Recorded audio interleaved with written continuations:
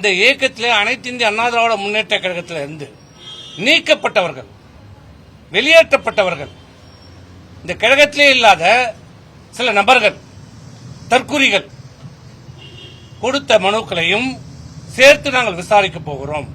நீதிமன்றத்தினுடைய உத்தரவின் அடிப்படையிலே, சென்னை நீதிமன்றத்தின் உத்தரவின் அடிப்படையிலே நீங்கள் வழக்கு விசாரணை நடைபெற்ற போதே பார்த்திருக்கலாம்.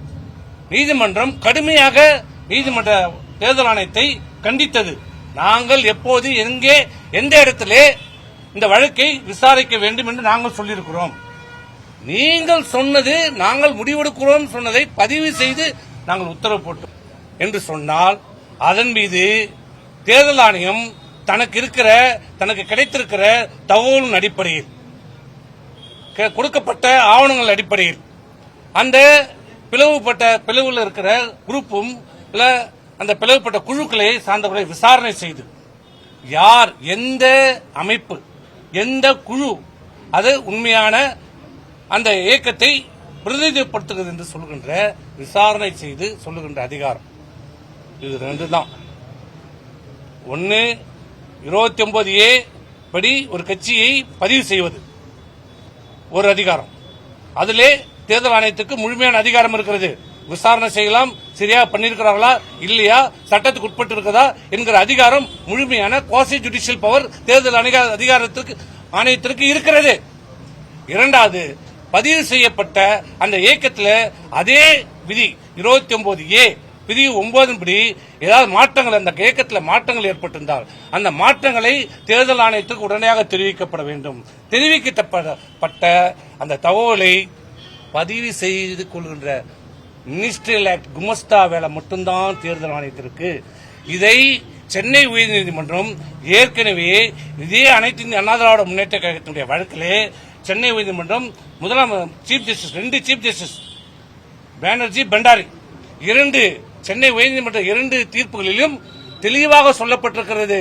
தேர்தல் ஆணையத்திற்கு அந்த இயக்கத்தில் ஏற்படுகிற மாற்றங்கள், திருத்தங்களை பதிவு செய்கிற வெறும் மினிஸ்ட்ரியல் ஆக்ட் மட்டும்தான் தேர்தல் ஆணையத்திற்கு. இதை இப்போது நடைபெற்ற வழக்கு விசாரணையிலும் தேர்தல் ஆணையம் ஒட்டுக்கொண்டிருக்கிறது. எங்களுக்கு உள்கட்சி விஷயங்களிலே தலையிடுவதற்கு எங்களுக்கு அதிகாரம் இல்லை என்பதை தேர்தல் ஆணையம் வழக்கு விசாரணை போது தெளிவாக ஒத்துக்கொண்டு விட்டது. பேரா 15 வரை இதே மாற்றங்கள் வந்தால் அதை பதிவு செய்கிற மட்டும்தான் எங்களுக்கு அதிகாரம் என்பதையும் தேர்தல் ஆணையம் ஒத்துக்கொண்டு விட்டது. ஆனால் இன்றைக்கு என்ன தீர்ப்பு சொல்லியிருக்கிறார்கள், என்ன சொல்லப்பட்டிருக்கிறது? எங்களுடைய கோரிக்கை என்ன? அனைத்து இந்திய அண்ணா திராவிட முன்னேற்ற கழகத்தினுடைய கோரிக்கை என்ன? தேர்தல் ஆணையத்திற்கு கொடுக்கப்பட்டிருக்கிற மனு எல்லாம் கட்சியிலேயே உறுப்பினர் அல்லாத, கட்சியை விட்டு நீக்கப்பட்ட, தூக்கெறியப்பட்ட துரோகிகள் கொடுத்த மனுவின் மீது விசாரணை செய்வதற்கு தேர்தல் ஆணையத்திற்கு அதிகாரம் இல்லை.